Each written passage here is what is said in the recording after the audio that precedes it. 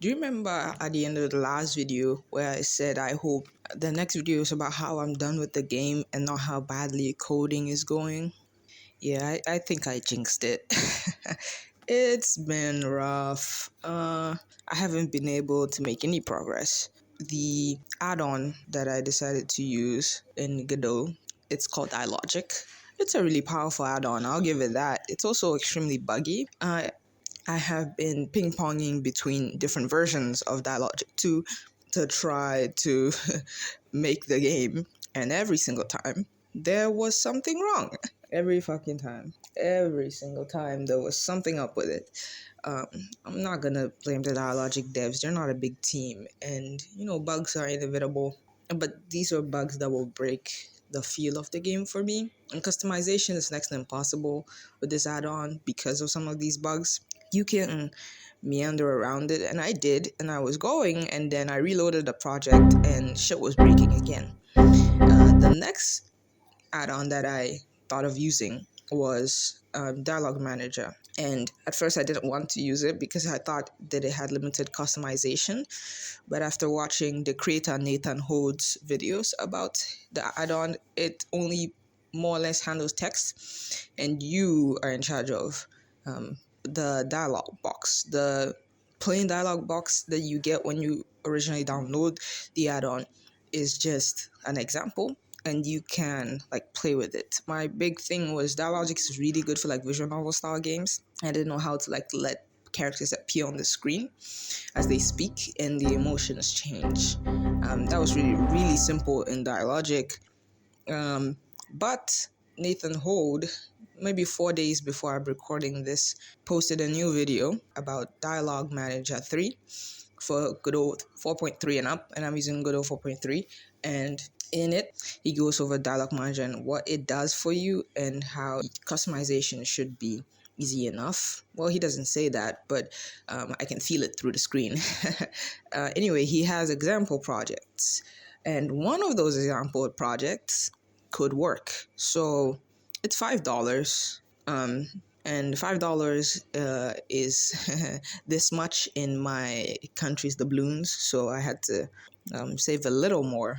It's not that bad, kind of exaggerating. And then I got that one, and I watched a different tutorial on implementing text sounds. I haven't actually used a dialogue plugin yet. For all I know, it already has text sounds when it types, but I doubt it. I think it does not. So I'm going to use Nathan Hold's example project and this tutorial about text sounds together to try and make my visual novel. So I have made no progress. I've also started school again, college, third year of a math degree, and that's time consuming and tiring and hard.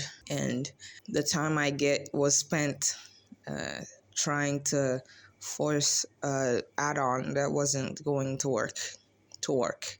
I'm sure it has worked well enough for some people, but I can't deal with buggy stuff like this. And from user experience, it seems Dialog Manager isn't as buggy because it doesn't handle as much. So I'm gonna go with that.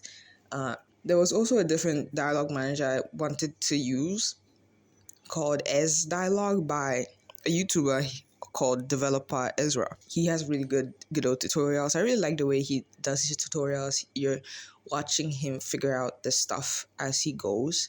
And then he explains on the way. It's a really nice tutorial format that I've been watching lately. And I was going to use his dialogue add-on.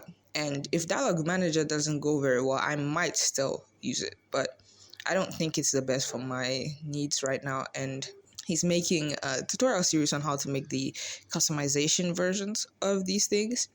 And that tutorial series is not done. So right now I'm just going to hop on to Dialog Manager and hope that that goes well, and I don't make another video about how Dialog Manager is also screwing with me. There are other elements of code that I think before I buy Nathan Hold's example project, I will be trying to do the puzzle game and then the rearrange mini games that I mentioned prior. I'm going to try and start on those before I get to the dialogue itself, because it's been really frustrating putting in hours of work and having nothing to show. There was barely any coding too, which is okay, but it's still frustrating. One thing that I think is good from this is that I've been thinking very much about other games that I want to make after this, and I have ideas for them, and I've written some down in the downtime between studying and doing this. And maybe I might make a video about, the game I want to make, like my quote unquote dream game. I wouldn't really call it a dream game. Like, if this game never comes to pass, I won't like cry or anything. But I really think that it's a cool game. And if nobody likes it, I mean, at least I would.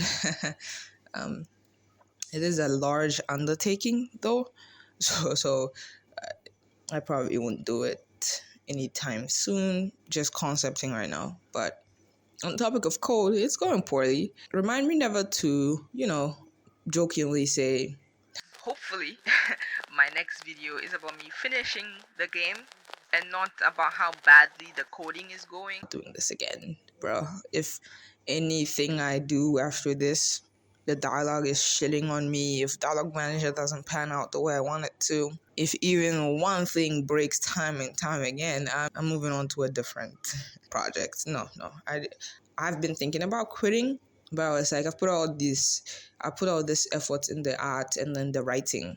And now that I've hit a roadblock, it's a big roadblock, I feel, right now. But when this project is done and I can play it, and other people can play it, I will think, hey, I did that, So this video can also be like a message. Don't give up, no matter how hard you think it's getting. I don't have that much experience in coding. I was thinking about making my own dialogue system, and I read a tutorial for it, but that tutorial was for Godot 3. I also found a tutorial for Godot 3, but somebody wrote the code for Godot 4. I just don't like how I have to put the dialogue in a JSON file outside of Godot. But if push comes to shove, that looks like it will not break. And any faults in like the display will be fault of my own. And I'm not that opposed to it, to be honest. I think that's fine. So if dialogue manager doesn't work, that would be good enough for me, to be honest. If I can do it, that's where we are. No progress since the last video, and I'm just hoping that it doesn't remain this way. Hopefully this is just like a small nosedive, and it's going to start going up from here. So thank you for watching. Don't be like me. Visual novels are not small games. It's what I've learned, especially in engines that are not made for visual novels. Making dialogue systems is not an easy task. Making anything is not easy, is it? But that's the beauty of life, right? You make things and then you try to make them better as you stumble on roadblocks and stuff. And I've been watching videos about making bad code and how that can help you in the future, and prototyping and stuff. And I truly think that if I had not started this game with art, if all the art wasn't done, I would not want to continue. So if you want advice from someone who's not made their own game fully yet, if you're an artist and you're interested in coding, make the art, or at least half of it first. Because if you're coding and everything is breaking and you're looking at placeholder ugly art, you're gonna give up. That's all I have to say. Shit's in the ground. Oh, I promise you, I will never make a visual novel again. God so help me. Thank you for watching. Like and subscribe.